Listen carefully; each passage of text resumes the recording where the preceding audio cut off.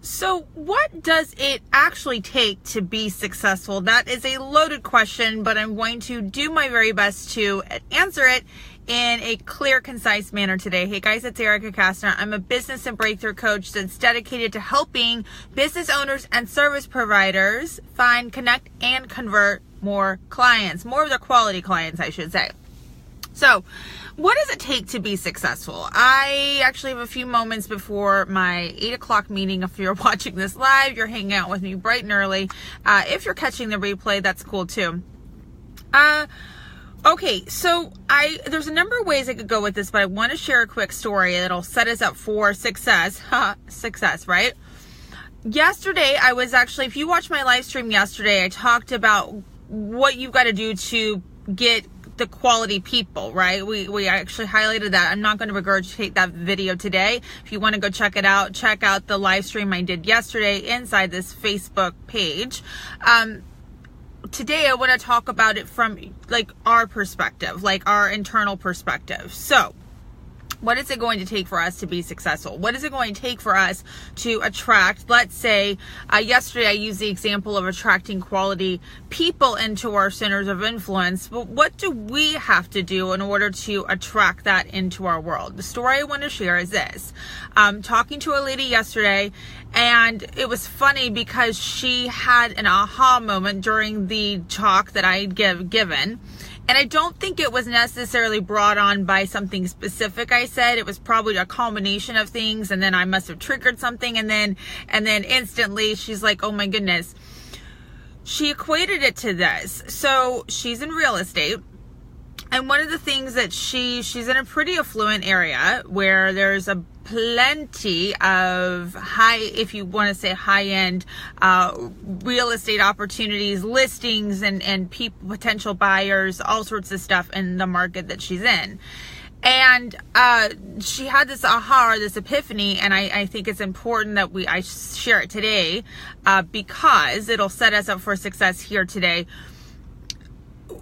When we have an opportunity to do, let's say we're a service provider, and let's say in her case, it would be really lucrative for her to list a $5 million property, right? It would be super lucrative. Even if she listed it or sold it, it would be super lucrative for anybody, right? In that case, to either sell or list a $5 million property. However, in her thought process, she's like, you know what? Like, do people actually see me as the $5 million listing agent? I don't know if they do. There's some days where I feel like they don't even see me as a $500,000 listing agent. So surely she's a capable realtor. I don't really know her well. I've known her in other circles. But that's a real big realization to think about. Okay, like if I'm a service provider and I'm playing at a certain level, like I'm actually attracting clients at a certain pay level, right? Like there is a certain spend, I should say, right? What do I need to become in order to attract a clientele that's going to spend more than what they're currently paying? So there's a couple things I want to give you today that'll help you at least get onto that path. Now, I don't care if you're a garbage person. I don't care if you're the CEO of a Fortune 50 company. Everybody, and I'm not saying that in the sense of like one's worse than the other, okay? So I just want to say that right now. I'm not saying that because you're in a particular business or you're in a particular like job that one is better than the other, okay? So I'm not saying that. I'm just saying that regardless of where you're at in the scheme of things in terms of your professional career, everybody could use what I'm about ready to share, okay?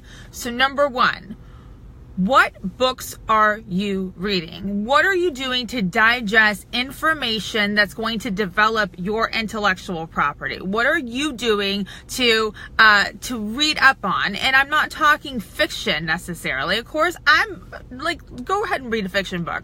I'm talking about nonfiction books, things that are actually going to move the needle in terms of giving you some additional information, some different ideas on the industry that you're in. Maybe you read things that are outside of your industry. I'll do that all the time. I'll read things. I'm not by any stretch of the imagination a social media expert, okay? But I do read up on those things because it's important to my clients to know some of the latest and greatest in terms of social media strategy and all that, okay? That's one example of that. So what books are you reading? Number 2, what types of things are you doing to sharpen your awareness? So it's not just necessarily books, okay? That's one way of doing it. But are you actually taking the time to invest in conferences? And I'm not saying necessarily like accreditation like things, because I think sometimes, you know, I heard this the other day, Lisa Sasevich said this the other day. She's like, you know what, it's not necessarily the knowledge you know, it's the organization of the knowledge that you know, okay? So if you are in a situation right now where you're acquiring a lot of information and you're thinking that that's going to take you up a notch, it might not. I mean, like, I know this woman right now who, like, bless her heart, but she is like slaving away at like doing one accreditation after another because she thinks that's what clients really care for. No, clients want to know you have a personality, okay? Clients want to know that you're going to do a good job. Clients want to know you're going to provide value above and beyond what like the expectation is. So the accreditations, unless you're a doctor, you know, unless you're a specific attorney, like unless you're a specific something or other, like a lot of those accreditations, I'm sorry if I'm bursting anybody's bubble, but they don't mean a hill of bean, okay? I have a bachelor's degree, but like honestly, in my bachelor's, like has never, I mean, it was an accomplishment. It was something that I did, but it wasn't necessarily anything that's going to currently today drive and move the needle and do anything as it relates to my goals today. Okay. So what are you doing? Let me get back on track. What are you doing to really move the needle? I would suggest that, you know, aside from certifications or accreditations or things like that, I would suggest that you invest in courses that make sense for your like training. Right now I'm in a speaking course. Okay. So, and I speak all the time, but one of my goals in 2018 was to actually up level my speaking. So guess what? I made that investment. I, you know, stroked my credit card and actually applied not only the financial commitment, but also the time commitment it's going to take and the reworking commitment for me to up level that aspect. So what is it that you could do to strengthen your skill set? Get in front of some other ideas or some other applications, if you will. And if that means going to a conference, if that means going to a course, if that means joining a mastermind, all of those things can really help drive more success to your organization or to you yourself personally, okay? Number 3, be mindful of what you are putting into your body. And this isn't necessarily, like I am going to talk about it today from the food standpoint, but I do want to talk about it from the brain standpoint. We kind of did already with the books and then the conferences, because that's brain fuel. That's stuff that's going to keep your mind sharp. I am so not going to go down this whole path of like what you should and should not be eating, but let's be very mindful. Let's start educating yourself on what is legit, what is good for you. I know, and some of you guys actually heard this story before. I'm not going to tell the whole story, but in 2016, I had a pretty significant health scare. And when I started going back, it landed me in the emergency room. And when I started going back after I got out of the emergency room, started like reverse engineering, like what got me there in the first place, I associated with the food that I was consuming. Okay.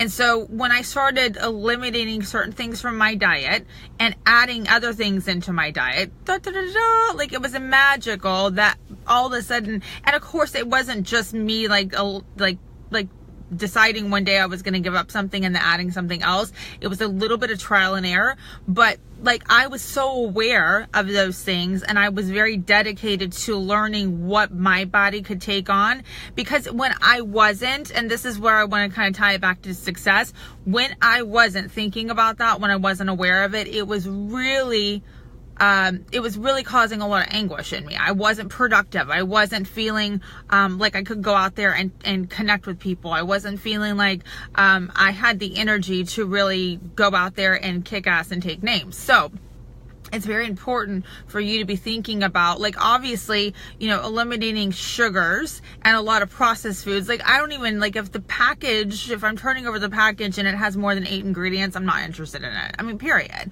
So I'm not saying that, you know, you need to go do a certain lifestyle diet today. That's not what I'm getting at. But what I am suggesting is for you to start feeling more successful.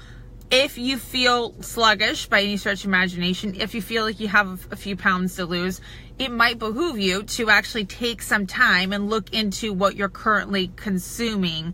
And that also goes for exercise as well too. What are you doing to exercise the body, get the blood flow, get the energy in your body moving around so you can actually feel invigorated. I know that since I'm training for a marathon here, I know that I feel much more confident. Believe it or not, I'm tired as all get out. My body is when I do like a 2-hour run, right? But I know that, you know what, my brain is going. I'm actually listening to podcasts or uplifting music when I'm on that run. Believe it or not, I actually did some of my training modules for the course that I'm currently in. So things like that. So there are ways that you can kind of fit in your education and your exercise if you think of it from that standpoint. But start being more mindful about what are the things that you're doing to feed your brain, feed your body, so you can get out there and rock and roll as it relates to growing your business. That's all I have for you today. I have to hop off here. You guys have been awesome. Thank you so much for hanging out. If you want to connect and tell me a little bit more about what's going on in your world and your areas of focus, I'd love to do that. I'd love to chat and see how I might be able to support you as it relates to you growing a business and life that you desire. So you guys rock. Until next time, I'm Erica Castner. Y'all take care.